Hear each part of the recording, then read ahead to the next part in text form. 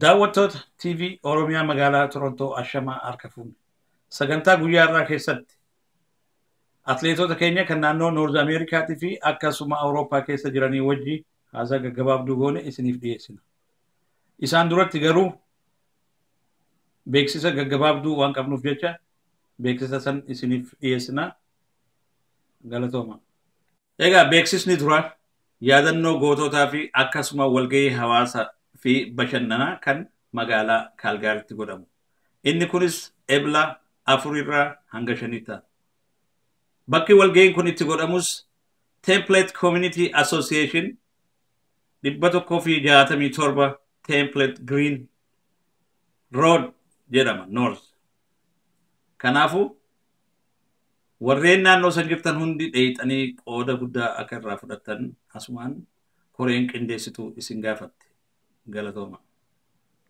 Egaa inni kun guddaan kan magaalaa Torontootti godhamuu deemu kan muuvii dhageettii guddaa keessattuu Noorz Ameerikaa keessatti argatee fi akkasuma bakka adda addaatti argachaa jiru Asaantii jedhuudhaan kan beekamu kan ijoolleen Oromoo qaqqaalii ta'an irratti hojjetan kan akka miidhagaa ta'e inninis Ebla 4 fi 5 waajjira hawaasaa keessatti magaalaa Torontootti godhamuuf waan deemuuf jecha akkasuma addeen teenya kan waan kana qopheessuu irratti shoora guddaa taphattee adde Keeriyaatis asitti argamuu teessi akkasuma ammallee laayinarra jirti. Mee adde Keeriyaat warra si jaalatuu fi akkasuma muuvii kee jaalatan kan naannoo Torontoo jiraniif dhaamsa akkam qabda? Tole amma eegal. TV Oromiyaa magaalaa Torontoo hedduu galatoomaan isiniin jedha. Muuviin Asaantii magaalaa Torontoo Kaanadaa keessatti Saturday April 4 fi akkanumatti Sunday April 5 waajjira hawaasa Oromoo keessatti 94 Kenher Drive Torontoo Kaanadaa isiniif dhiyaataati. Ottaa muuvii ajaa'ibaa kana nu daawwadhaa isiniif Khayraat Yuusufi informationii gahaa yoo barbaaddanis akka 68347 yookaan ammoo 28537 jettanii yoo bilbiltan informationii gahaa argachuu ni dandeessanii. Ottaa nu daawwadhaa aadaa teessanis aartii teessanis walumaan haa guddisnu isiniin jaa. Tole egaa adde Keeriyaat hedduu galatoomi isin jennates. Egaa itti aansuudhaan Ebla 11 bara 2015 magaalaa Torontootti guyyaan gootota 94 Kenher yookaan mana waltajjii hawaasa Oromoo keessatti waan godhamuuf jecha sa'a 2 eegaltanii akka naannoo sanitti argamtan koreen qindeessituudha isiniif dhaamte.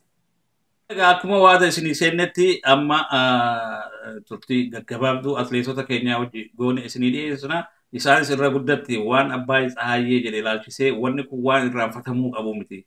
Waan Oromoon yeroo mara kaasee irratti mari'achuu qabu kan inni jedhe qofaa miti. Kuni waan durirraa deemaa as ga'e jechuudhaan akka armaan gaditti tokko tokkoon yaada isaanii ibsatu. Egaa atleet Hawwii Ayyaanin magaalaa Torontoo irraa maal jetti? Talqa Bogarbii galatoomii akkasumas TV Oromiyaa magaalaa Torontootti argamu guddaan isin galateeffachuu barbaada. Onaa bulaan isiniin jedha. Maqaan koo atleet Hawwii Ayyaanin jedhama. Kanaadaa magaalaa Torontoo irraa. Ani akka atleetii tokkotti jecha namticha Piriich Abbaay Tsahaayyee jedhamu kun dubbate hedduu garaa koos na gube keessi koos guddaa qo'attii na naqate. Namni tokkittiin ummata miliyoona 50 lakkaa'amu ol jecha akkasii irratti dubbachuun isaa tuffiidhaan jecha akkasii dubbachuun isaa maal fidu jechuudhaan waan akka saniin irratti dubbateera.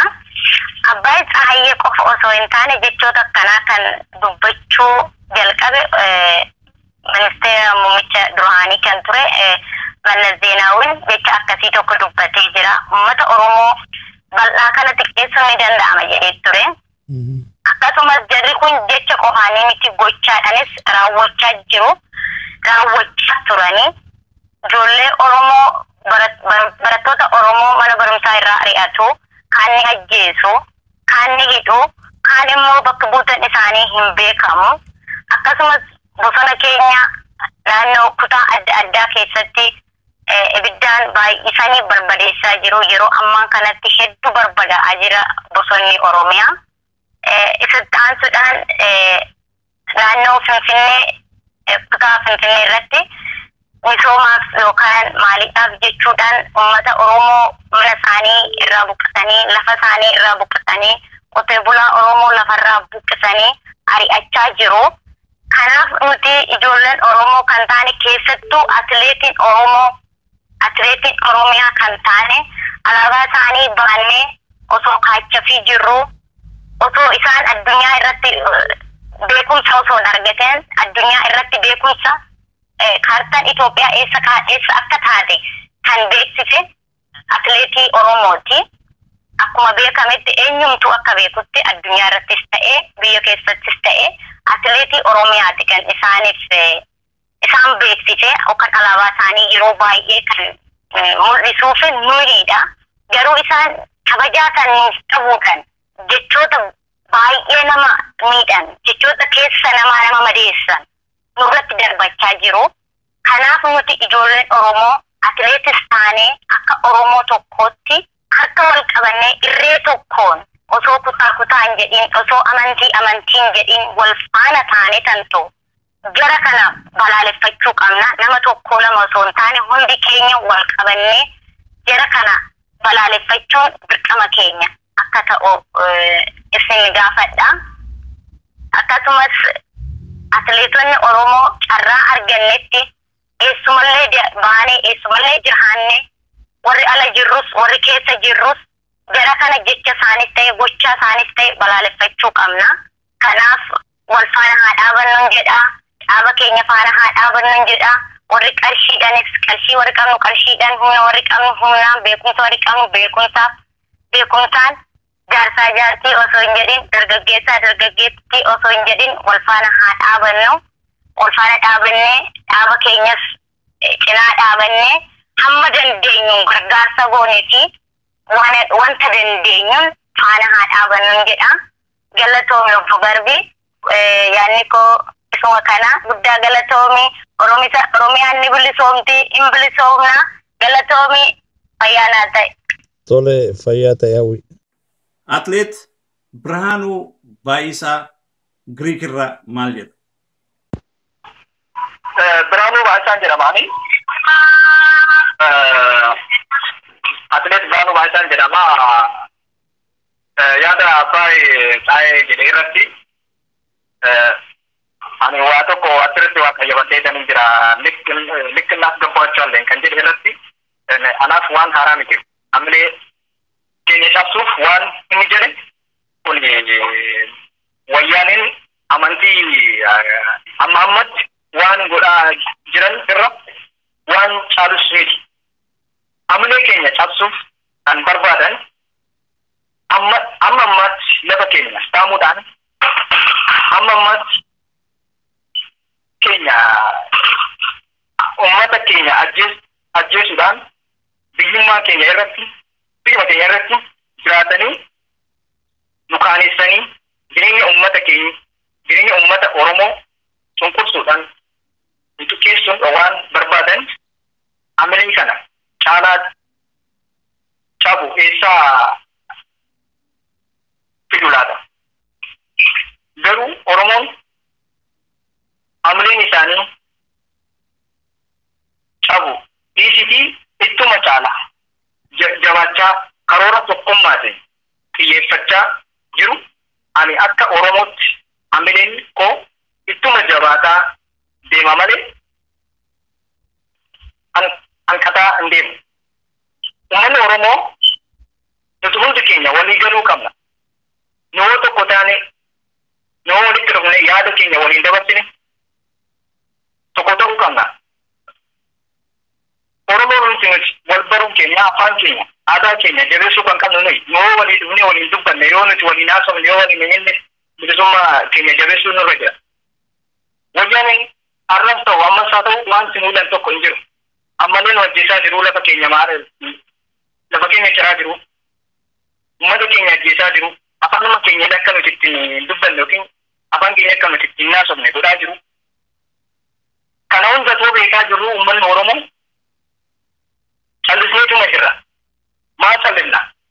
wajjine maa tokkummaa hin jabeessine maa walitti dhufne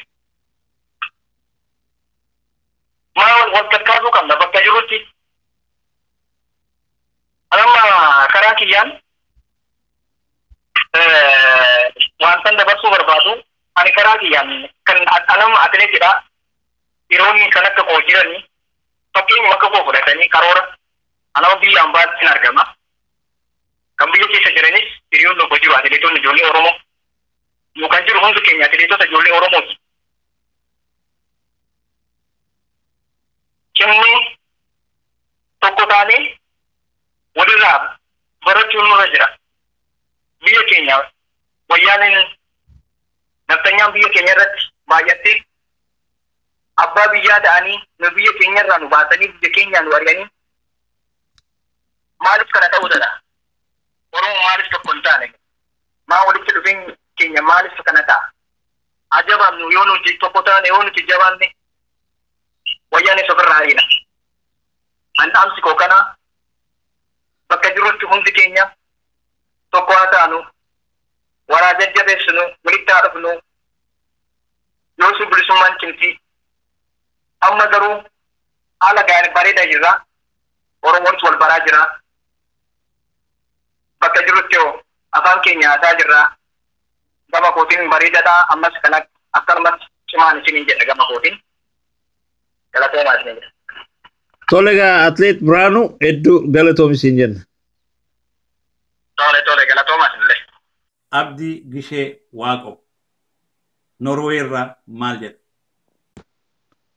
Dursa cara kana alaatti keessaniif hedduu galatoomaa waa'ee abbaa Tsahaayee ilaalchiseeti abbaa Tsahaayee haasaa inni godhe keessatti uummata Oromoo dirqamaan ammoo lafa kanarraa hin buqqa'inaa namni nu afoo dhaabbatu tokkollee hin jiru jedha. Inni kun ammoo jechuun uummata Oromoo yoo hin beeku iyyuu uummanni Oromoo qabsoo kan eegale har'aa miti. Roorroo kan ofirraa faccisuu eegale har'aa miti. Kanaaf uummanni Oromoo qabsoo isaatti hin jabeessa malee haasawni isaa wanta qabsoo uummata Oromoo dhaabsisuu fi wanta laaffisu hin jiru iyyuu. Kanaaf uummanni Oromoo iddoo jirutti qabsoo uummata Oromoo bilisuudhaan harka ol qabachuudhaan tokkummaadhaan biyya kana aboo dhaabbachuu qaba jedhee yaada.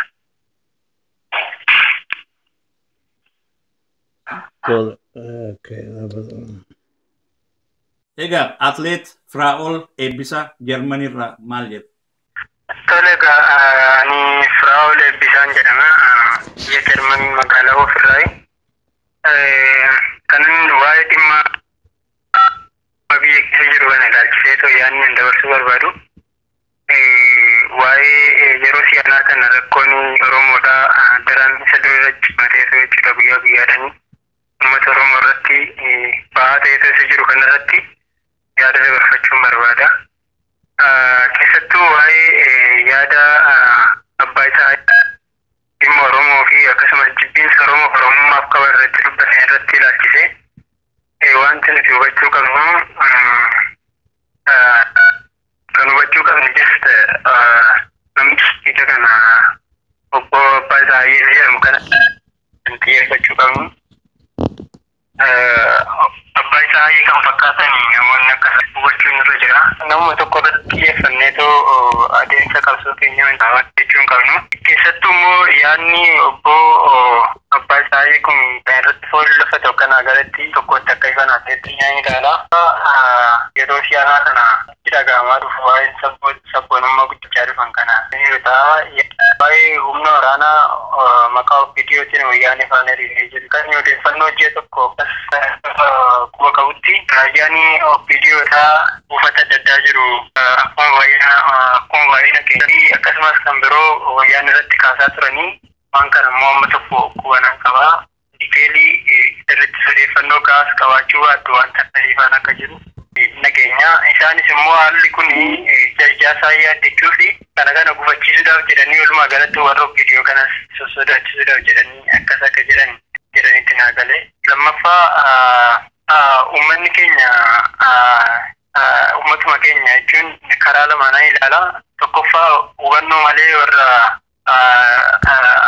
adeemsa sirna bittaa gabrummaa jechuun haalli kun warri hin galiniif wayyaanni deeggaraa warri jiran galma fuuldurattillee deemsittiin of baran yookaan immoo eenyummaan isaanii amma sabni isaanii dhumu qabeenyi isaanii barbaadamu kana jijjiiramni tokko dhufee akka irratti hin gungumne illee tarii sodaachisuudha.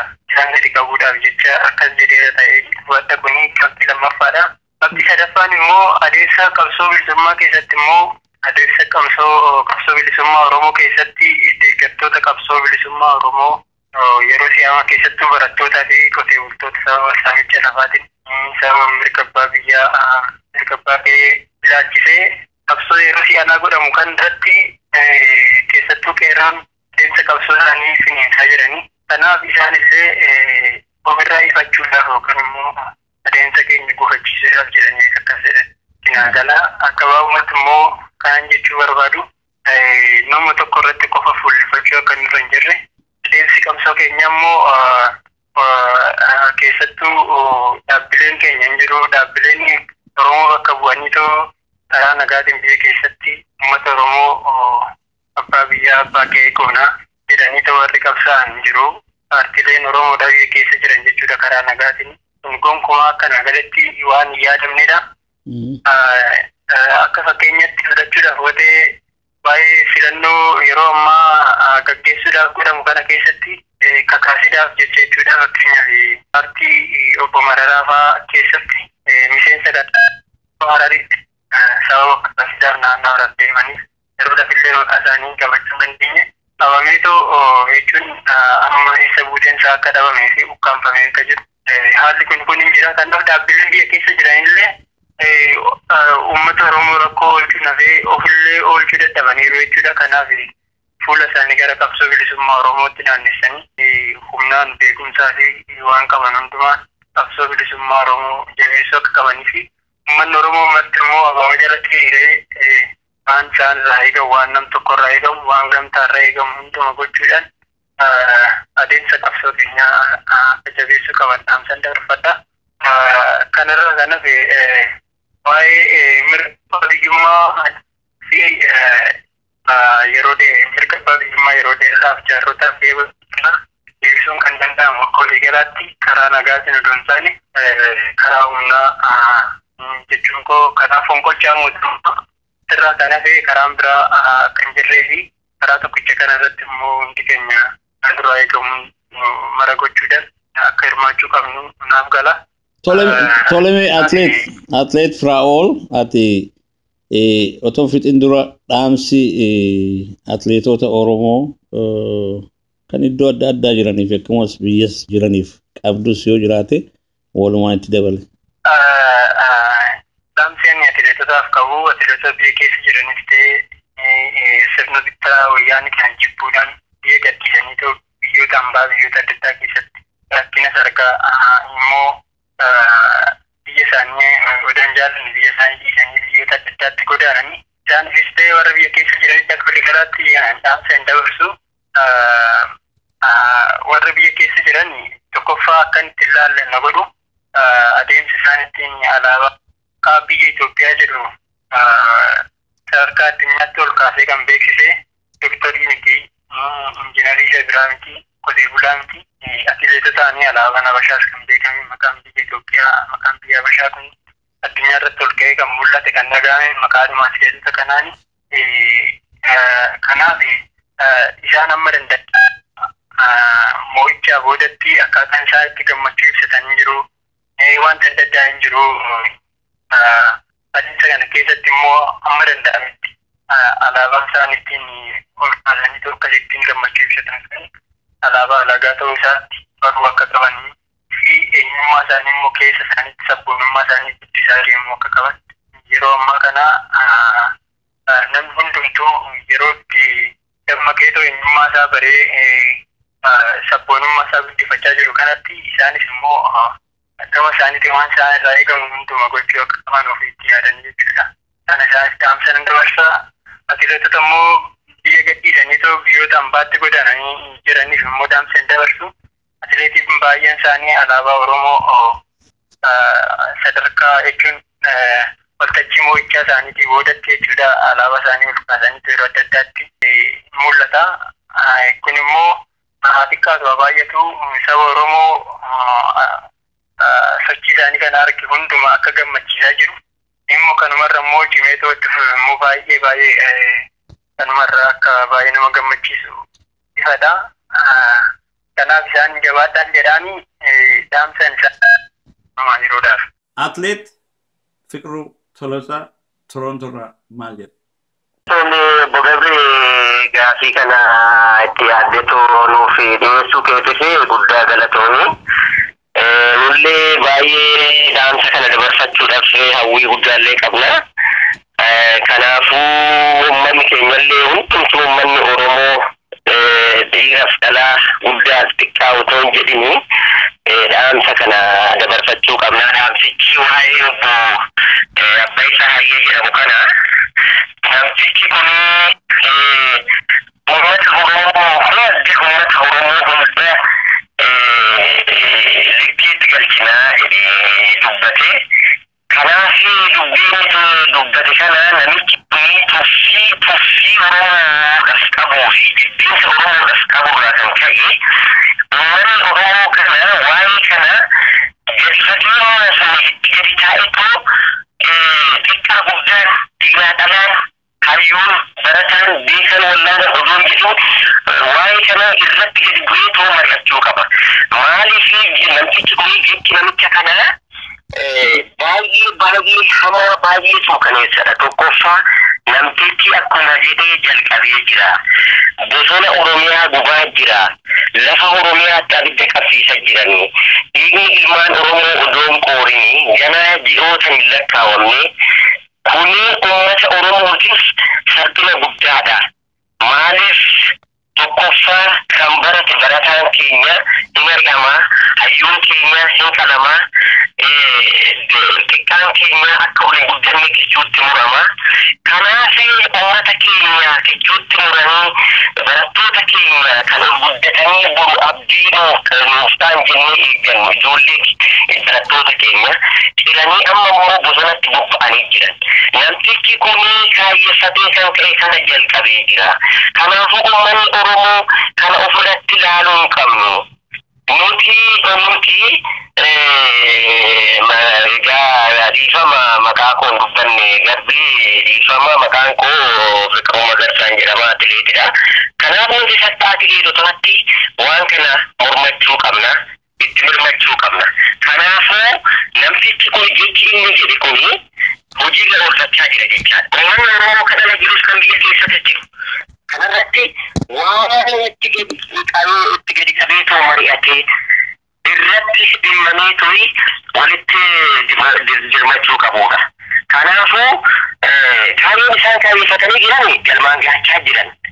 Warri biyya keessa jirus falmachuu qabanii warri ala jirus falmachuu qabna. Maaliif ilmi namaa waan sadii lola waraananii beekumsaa fi maallaqaani. Kun sadeenuu jiraatee kana sadeenuu wal bukkee dhaabbanne uummanni Oromoo waan ofii qabeenya ofii mirga ofii kabachiifachuudhaaf fagoo jira natti fakkaata. Kanaafuu nuti akka atileetotaatti biyya ambaatti faca'anii jiraanna hodhuu dadhabneetii kan biyya keenyarraa baqanne. Kanaaf immoo nuti biyya keenyarraa baqanne malee yaadni keenya fi qalbiin keenya biyya keessatti ammallee kan wanni jechaa jiru. Kanaaf kana uummanni Oromoo akka uummata Oromootitti akka saba tokkootitti falmachuu qabna. Kana wal duuka hiriirree toofii jecha namicha kanaa balaaleffachuu qabna. Jechi namicha kanaa akkuma inni jedhee odoo torban lama odoo torban sadii guutiin kunoo bosona Oromiyaa gubaa jira. Akkuma jedhee jechisaa hojiirra oola jira jechaadha.